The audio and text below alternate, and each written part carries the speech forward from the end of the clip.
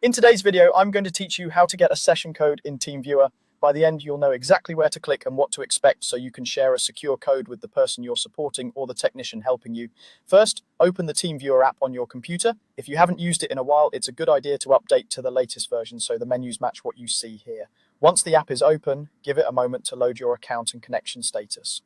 Next, look for the remote support area. Depending on your layout, it may be on the left sidebar or along the top. Click Remote Support to switch into the view designed for quick, on-demand help sessions. This area focuses on ad hoc support, so it's the right place to generate a fresh code. Inside Remote Support, click Sessions. Think of Sessions as your dashboard for creating and managing temporary support connections. If this is your first time here, it might look fairly empty. Don't worry, that's normal. Now click New Session. This creates a brand new support request.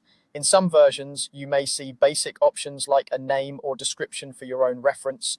You can leave things at their defaults if you're not sure. The important part is generating the session details.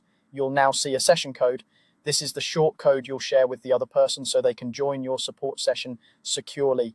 Click Copy next to the session code. That places it on your clipboard, ready to paste into a chat, email, or message. Always share this code only with people you trust and avoid posting it publicly. If your app shows an expiration or a time limit, remember that the code is meant for temporary access. When you're ready to proceed, click Start. This activates the session on your side so you're prepared when the other person enters the code. You may see a waiting status until they connect.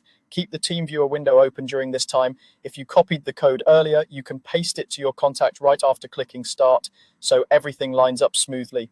That's it. Open the TeamViewer app, go to Remote Support, select Sessions, create a new session, copy the session code, and click Start to get the session going. With these steps, you'll be set up for a fast, secure connection whenever you need remote assistance.